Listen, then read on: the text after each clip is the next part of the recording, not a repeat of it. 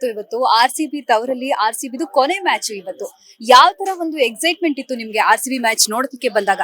Madam, ಮೊದಲನೇದಾಗಿ ಇಡೀ ಕರ್ನಾಟಕದ ತಂದೆ ತಾಯಿ ಮನೇಲಿ ಇರ್ತಾರಲ್ಲ, ಆ ಮಕ್ಕಳಿಗೆ ತನ್ನ ಮಗನಿಗೆ ಯಾವ ರೀತಿ ಒಂದು ಮಿಲಿಟರಿಗೆ ಕಳ್ಸಕ್ಕಾಗ್ಲಿ, ಯಾವುದೇ ಒಂದು ಇರ್ಲಿ, ಶಬ್ಬಾಷ್ ಮಗನೇ ನೀನ್ ಗೆದ್ಬಿಟ್ ಬಾ ಅಂತ ಹೇಳ್ತಾರೋ, ಅದೇ ತರ ಎಲ್ಲಾ ತಾಯಿ ತಂದಿದ್ರು ಹಿಂಗೆ ಹೇಳಿರೋದು, ಆಶೀರ್ವಾದ ಮಾಡಿ ಕಳ್ಸಿರೋದು.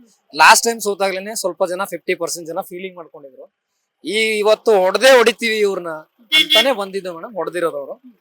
ಸೊ ಇನ್ನೊಂದು ವಿಷಯ ಏನಂದ್ರೆ, ನಾವು ಕಳೆದ 4 ಮ್ಯಾಚ್ಗಳಿಂದ ಟಿಕೆಟ್ ಟ್ರೈ ಮಾಡ್ತಾ ಇದೀವಿ, ಸಿಗ್ತಾ ಇಲ್ಲ ಮೇಡಮ್.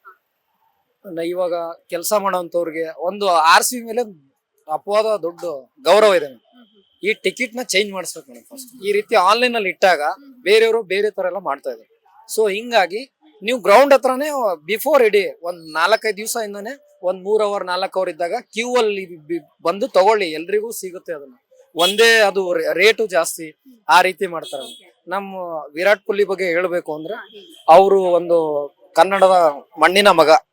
ಅವ್ರು ಎಲ್ಲೇ ಹುಟ್ಲಿ ಎಲ್ಲೇ ಬೆಳಿಲಿ, ಬಟ್ ಅವ್ರು ಏನಿದ್ರು ಬೆಂಗಳೂರಿಗೆ ಎಷ್ಟು ಇದು ಮಾಡ್ತಾರೆ ಅಂತ ಕಣ್ಣಿನಿಟ್ಟಿದಾರ, ಅದು ಖಂಡಿತ ಅವ್ರಿಗೆ ಒಂದಲ್ಲ ಒಂದ್ ದಿವಸ ತುಂಬಾ ದೊಡ್ಡವರು, ಒಳ್ಳೇದಾಗುತ್ತೆ. ನಂದೊಂದು ಗೆಸ್ಸಿಂಗ್ ಇದೆ, ಯಾವ ರೀತಿ ಅಂದ್ರೆ, ಅಟ್ಲೀಸ್ಟ್ ನಮ್ದು ಇಡೀ ಕರ್ನಾಟಕ ಸೌಂಡು ನಾನು ಇಲ್ಲಿ ಆಚೆ ಕುತ್ಕೊಂಡು ಕೇಳ್ಬೋದಲ್ಲ.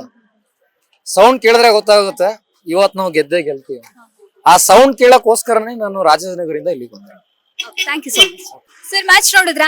ತುಂಬಾ ಚೆನ್ನಾಗಿತ್ತು ಮೇಡಮ್. ಸ್ಟೇಡಿಯಂ ಒಳಗ್ ನೋಡಿದ್ರ ಹೋಗಿ? ಹೌದು, ಹೊರಗಡೆ ನೋಡಿದ್ವಿ. ಓಕೆ, ಇವತ್ತು ನೀವು ಟಿಕೆಟ್ ತಗೊಂಡಿರೋದಕ್ಕೆ ಇವತ್ತು ಸ್ಯಾಟಿಸ್ಫ್ಯಾಕ್ಷನ್ ಅನ್ನಿಸ್ತಾ ಮ್ಯಾಚ್?